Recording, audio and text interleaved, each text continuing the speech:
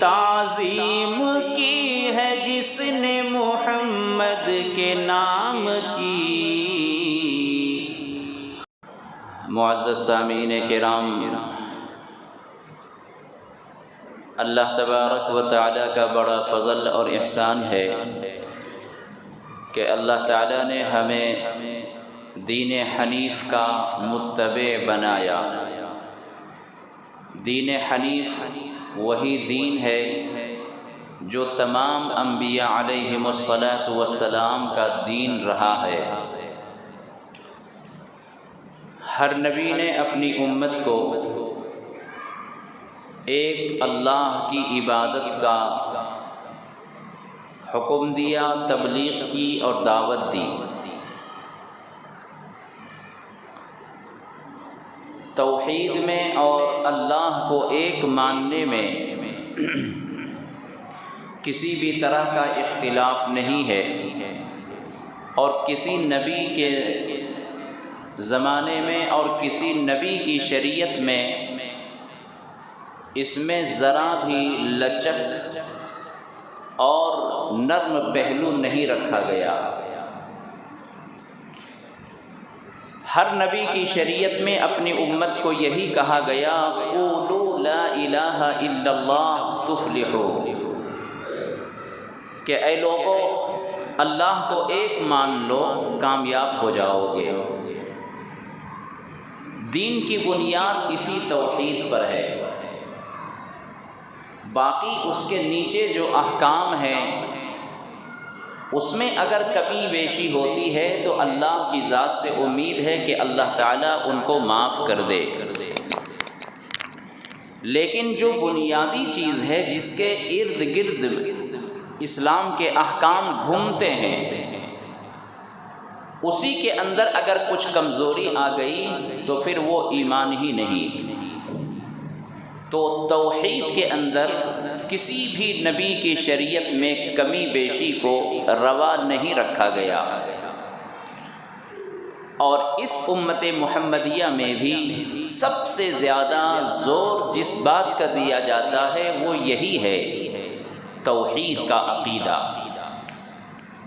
عقیدہ توحید میں کسی بھی طرح کا اضمحلال اور کمزوری آئے گی تو پھر وہ مسلمان نہیں ہے، مسلمان نما ہے، دیکھنے میں مسلمان جیسا ہے، نام مسلمان ہے، مسلمانوں کی مسجدوں میں آتا جاتا ہے، مسلمانوں جیسا کام کرتا ہے، لیکن وہ مسلمان نہیں ہے جن کے عقیدہ توحید میں کسی بھی طرح کی کمزوری ہو۔ اور اللہ تعالیٰ کو عقیدہ توحید میں کمزوری اتنی زیادہ خراب لگتی ہے، اللہ تعالیٰ کو اتنا غصہ آتا ہے کہ اللہ تعالیٰ نے قسم کھا کر ارشاد فرمایا، ان اللہ لا یغفر ان یشرک بہ۔ اللہ تعالیٰ فرماتا ہے کہ شرک کو ہم معاف نہیں کریں گے، مشرک کی کبھی مغفرت نہیں ہوگی، وہ ہمیشہ ہمیشہ جہنم میں رہیں گے، اس کے علاوہ جو چاہیں گے ہم معاف کر دیں گے۔ تو شرک یہ توحید کے خلاف ہے، اپوزٹ۔ توحید ایک اللہ کو ماننے کی دعوت دیتی ہے، اور شرک انیک خداؤں کو ماننے کی بات کو کہتے ہیں۔ جس کے اندر ذرا بھی طاقت ہم نے دیکھ لی، جس کے اندر بھی کرامت ہم نے دیکھ لی، خرق عادت کسی کے اندر ہم نے کوئی چمتکار دیکھ لیا، تو عقیدہ توحید میں کمزوری آنی شروع ہو جاتی ہے۔ توحید میں جو آدمی جتنا مضبوط ہوگا اس کے اعمال اتنے ہی مضبوط ہوں گے، وہ تھوڑا ہی عمل کیوں نہ کرے لیکن اللہ تعالیٰ اس کے عمل کو قبول کرتا ہے۔ اور توحید میں اگر کمزوری آ گئی تو پھر جتنا بھی عمل کر لو اللہ کو پرواہ نہیں، اللہ کو کوئی ضرورت نہیں۔ تو اس لیے ہمیشہ اسلام نے اپنے ماننے والوں کو ایک خدا کو ماننے کی بات کہی ہے، حکم دیا ہے، اور پھر کئی مثالیں اللہ تعالیٰ فرماتا ہے کہ اللہ وہی ہے جس نے تمہیں مختلف صورتوں، مختلف رنگوں، مختلف زبانوں والا بنایا ہے۔ افلا تعقلون، افلا تذکرون، افلا تتفکرون، کہ اللہ تو وہی ہے جس نے تمہیں مختلف زبانوں والا بنایا ہے، ایک کی شکل دوسرے سے ملتی نہیں، سب کی الگ الگ شکلیں بنائی ہیں۔ دنیا میں کوئی ہے جو ایسی کاریگری بتا سکتا ہے، دکھا سکتا ہے؟ کوئی کتنا ہی بڑا مصور کیوں نہ ہو، کوئی کتنا ہی بڑا آرٹسٹ کیوں نہ ہو، کوئی کتنا ہی بڑا فوٹوگرافر کیوں نہ ہو، تصویر ساز کیوں نہ ہو، سنگ تراش کیوں نہ ہو، وہ 2-4 تصویریں بنائے گا، 2-4 پتھر تراشے گا، صنم بنائے گا، اور اس کے بعد ایک ہی شکل کی سب بنتی جائے گی۔ تو اللہ وہ ہے جس نے انسانوں کو مختلف شکلوں صورتوں والا بنایا۔ وَاخْتِلَافُ أَلْسِنَتِكُمْ وَأَلْوَانِكُمْ، اللہ وہ ہے کہ جس نے تمہاری مختلف زبانیں بنائی ہیں۔ آپ جس ملک میں چلے جائیں گے وہاں کی زبانیں الگ ہوں گی، بلکہ ہر 40، 45، 50 کلومیٹر کے بعد ہماری زبانوں میں تھوڑا تھوڑا فرق ہونا شروع ہو جاتا ہے، اور سرحدوں سے آپ عبور کریں گے تو مختلف زبان ہو جاتی ہے۔ یہاں والوں کو وہاں کی زبان سمجھ نہیں آتی، سیکھنا پڑتا ہے، پڑھنا پڑتا ہے۔ تو یہ کون ہے؟ اللہ ہی تو ہے۔ پھر بھی تم نصیحت نہیں حاصل کرتے، عبرت حاصل نہیں کرتے، عقل نہیں رکھتے۔ یہ اللہ تعالیٰ اپنی وحدانیت کا اقرار کروا رہا ہے مثالیں دے کر۔ تو اللہ تبارک و تعالیٰ کو ایک ماننا ہے، اسلام کا بنیادی عقیدہ ہے۔ اس میں کسی بھی طرح کا لچک، کسی طرح کی لچک اور کسی طرح کا اس میں کمی بیشی ہرگز جائز نہیں ہے۔ باقی اعمال میں اگر کچھ کمی بیشی ہوتی ہے، اللہ کی ذات سے امید ہے اللہ معاف کر دے، لیکن بہرحال وہ بھی درست رکھنا ضروری ہے۔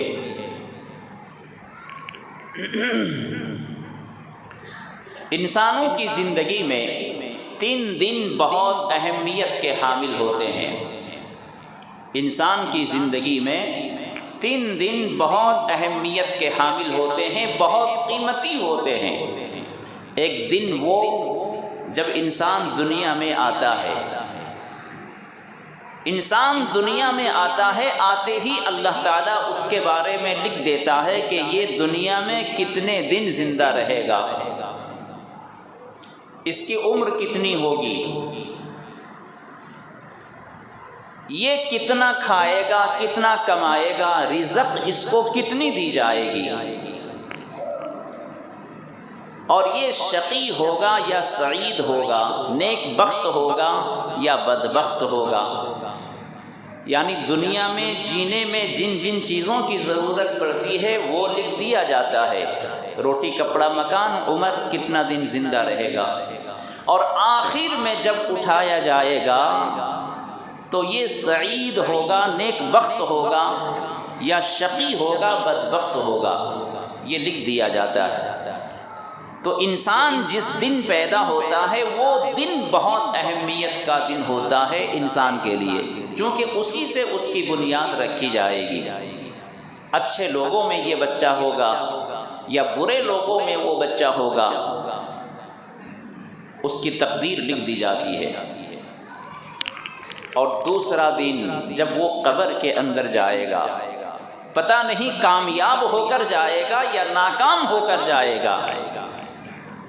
کامیابی کی زندگی گزارنے کے طریقے اللہ نے بتا دیے ہیں۔ صراط مستقیم پر چلنے کا راستہ بتا دیا گیا ہے۔ اب وہ انسان چل کر صراط مستقیم کے راستے سے جا رہا ہے یا نار جہنم کے راستے سے جا کر وہاں پہنچ رہا ہے، وہ اس دن طے ہوگا جس دن ہم اس دنیا کو چھوڑ کر قبر کے اندر جائیں گے۔ خاتمہ بالخیر ہوگا یا بری موت ہوگی، خاتمہ بالشر ہوگا۔ تو انسان کی زندگی کا دوسرا دن جب انسان مرتا ہے، اس دن ہمیں یہ دیکھنا ہے کہ ہم کامیابی کے ساتھ اس دنیا سے گئے یا ناکام ہو کر گئے۔ تو پہلے دن یہ اللہ کے اختیار میں ہے۔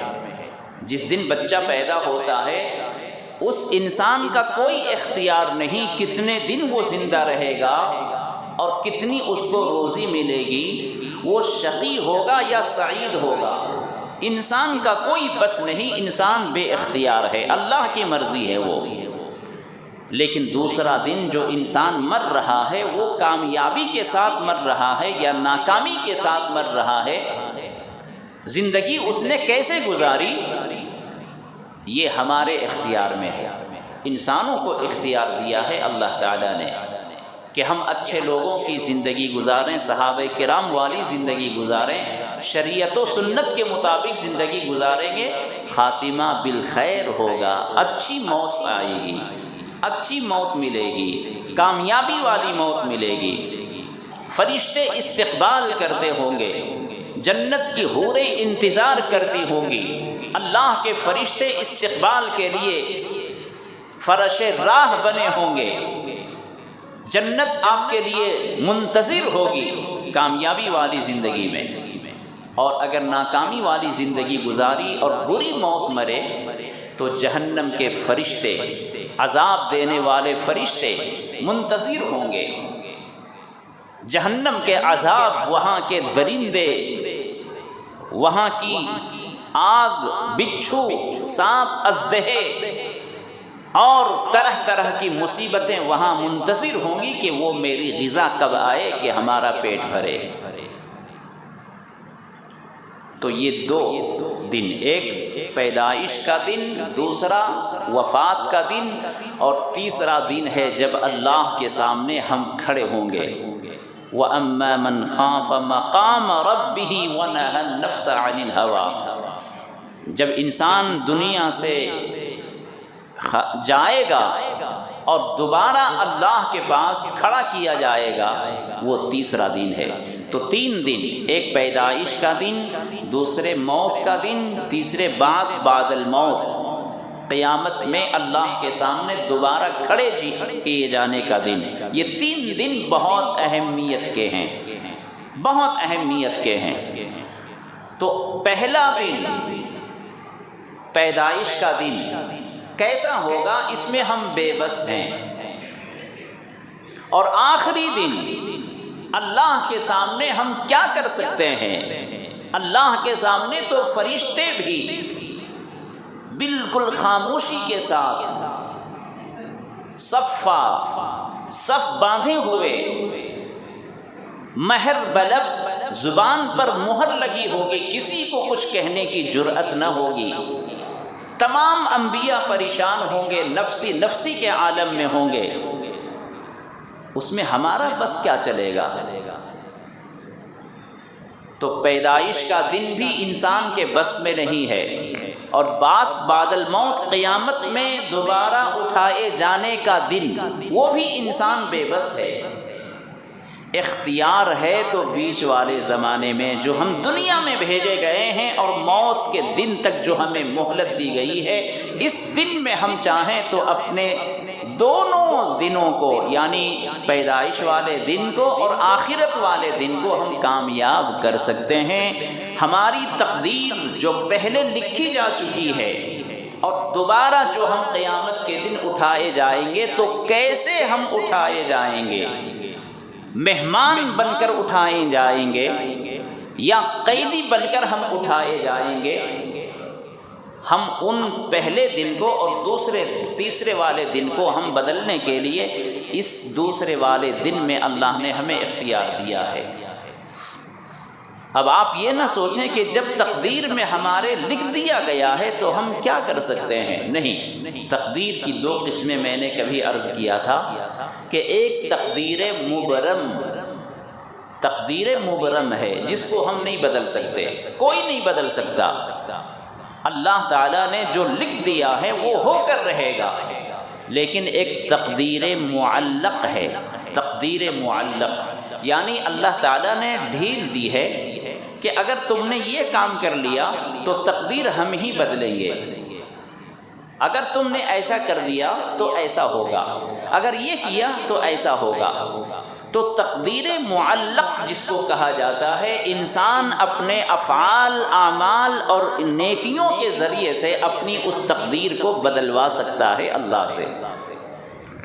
جیسے مثال کے طور پر حدیث پاک میں آتا ہے کہ انسان گناہوں کی وجہ سے، بدکاری کی وجہ سے اللہ کے سامنے اتنا ذلیل ہو جاتا ہے، اللہ ہر وقت اس کو غصے میں دیکھتا ہے، ہر وقت اللہ تعالیٰ کی رحمت اس سے دور ہٹتی ہے جو بدکار ہوتا ہے، گنہگار ہوتا ہے، اللہ کی نافرمانی کرتا رہتا ہے۔ تو بدکار انسان، گنہگار انسان کی جو عمر ہوتی ہے، اللہ تعالیٰ اس گناہ کی وجہ سے اس کی عمر کو کم کر دیتا ہے۔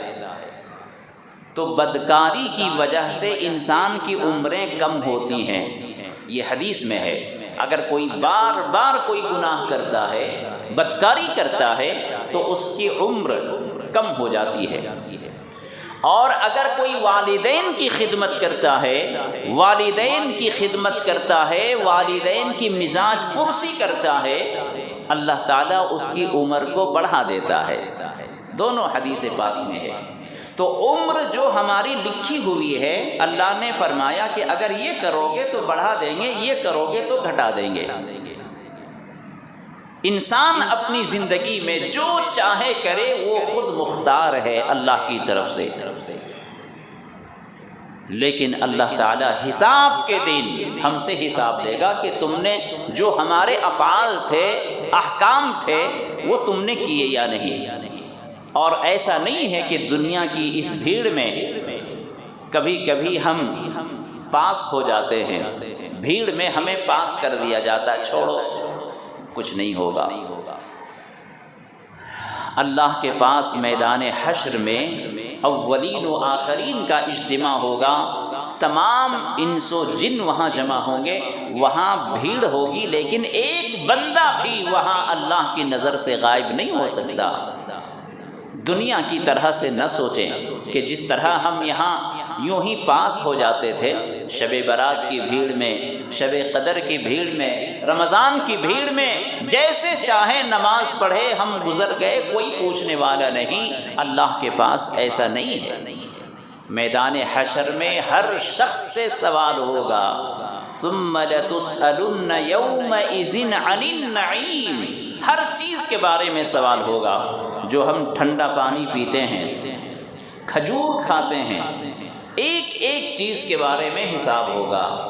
تمہاری عمر جو تم نے ضائع کی ہے، وہ کس کام میں ضائع کی ہے؟ تم نے جو مال کمایا تھا وہ کیسے کمایا تھا، کیسے خرچ کیا تھا؟ ہم آزاد نہیں ہیں، ہم پابند ہیں۔ اگر کوئی مالدار ہے تو یہ نہ سوچے کہ میرا مال ہے، ہم جیسے چاہے خرچ کریں۔ ارے ندی میں جو پانی بہتا ہے، اس پانی میں بھی اگر کوئی وضو کرے تو جتنا وضو میں پانی استعمال ہونا ہے اتنا ہی استعمال کرے، حالانکہ وہ پانی بہہ رہا ہے۔ اللہ کے رسول نے فرمایا کہ ندی میں بھی اگر کوئی وضو کر رہا ہے تو پانی ضائع نہ کرے، اسراف نہ کرے۔ کتنی پابندی ہے ہمارے اوپر۔ تو مالدار یہ نہ سوچے کہ ہم اپنے مال میں خود مختار ہیں، مال اس کے لیے آزمائش ہے۔ اللہ کسی کو مال دے کر آزماتا ہے۔ جس مال کے پیچھے یہ دیوانہ بنا ہے، شیطان بنا ہوا ہے، حلال و حرام کی تمیز تک چھوڑ دیا ہے، اسی مال کے ذریعے سے وہ جہنم میں ڈالا جائے گا۔ مال کمانے میں بھی احتیاط کرنا ہے، مال خرچ کرنے میں بھی احتیاط کرنا ہے۔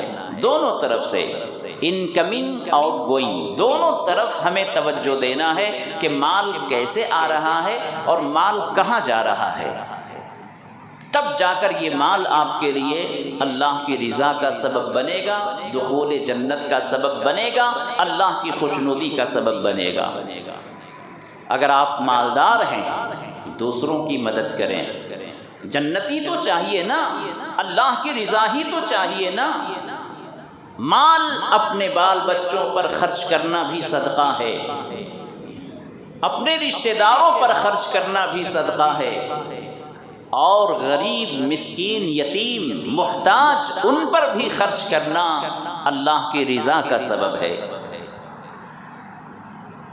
اسی لیے کہا جاتا ہے کہ مال میں صرف تمہارا حق نہیں ہے، کئی لوگوں کا حق ہوتا ہے، اس میں کئی لوگوں کا حق ہوتا ہے۔ اگر تم نے 10,000 کمائے تو اس میں آپ دیکھو کس کا حق کتنا ہے۔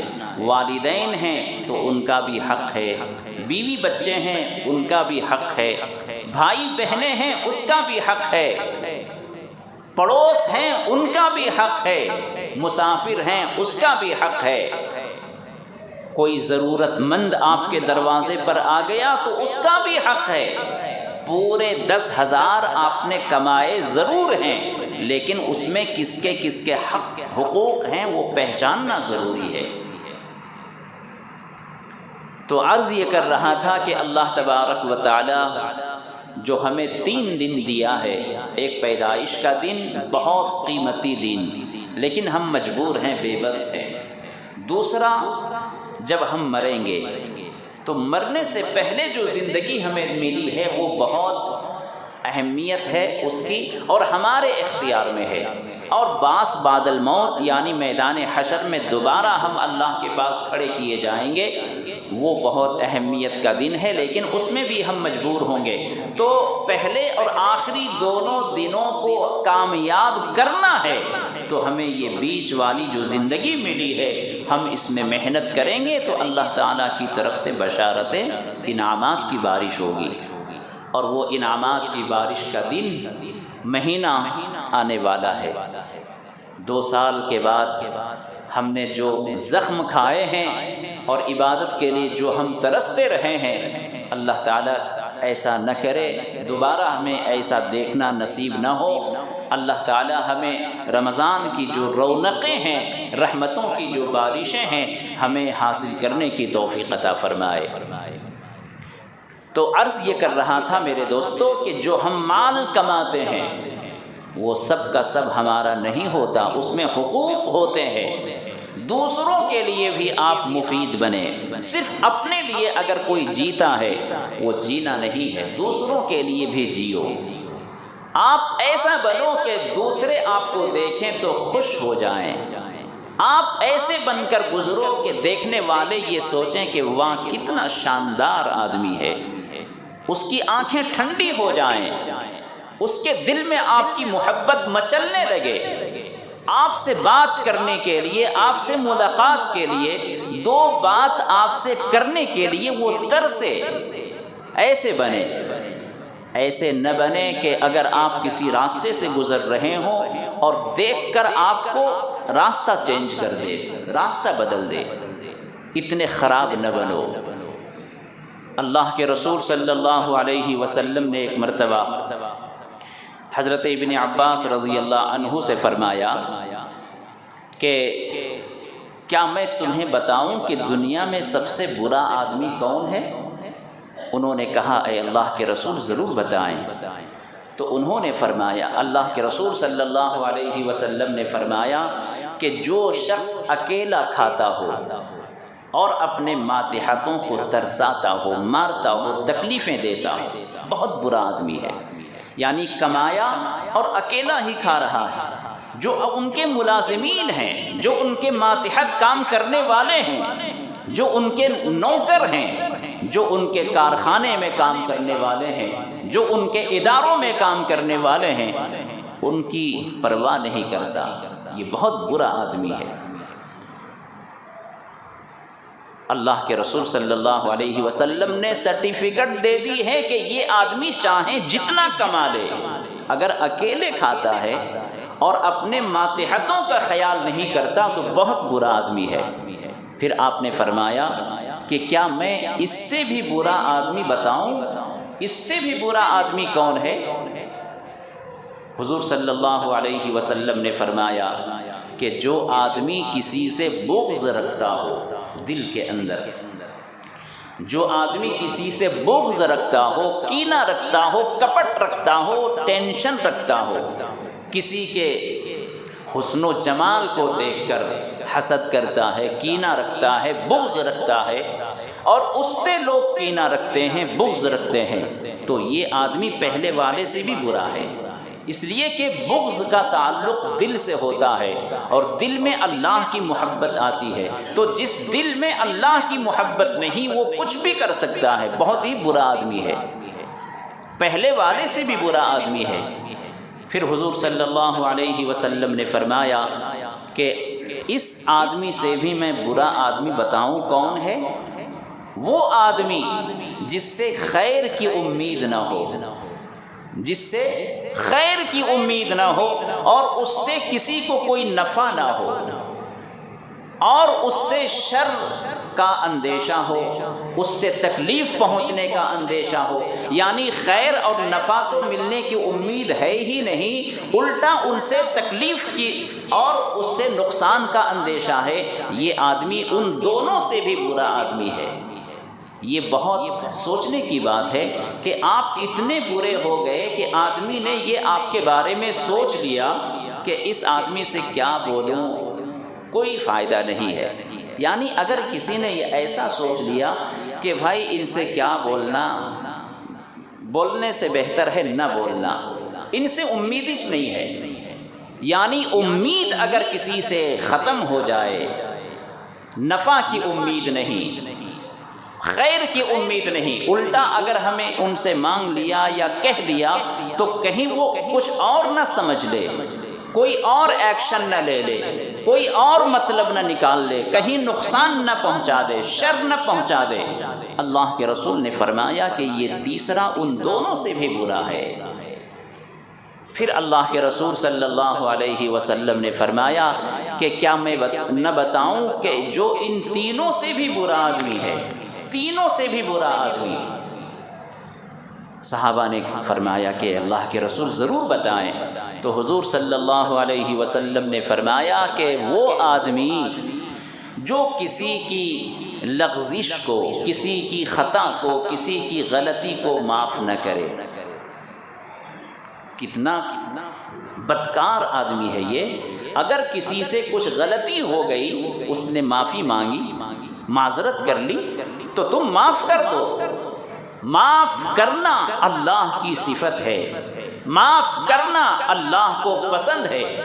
اللہ خالق کائنات ہے، اللہ اتنا بڑا ہو کر اپنے بندے کو معاف کر رہا ہے، اور یہ ناپاک کا قطرہ، نطفہ بے تحقیق اور کمینہ انسان جن کے اندر برائی برائی برائی کوٹ کر بھری ہے، یہ خدا سے بھی بڑھ جاتا ہے اور کہتا ہے میں جو بول دیا، میری آخری بات میں معاف نہیں کرتا۔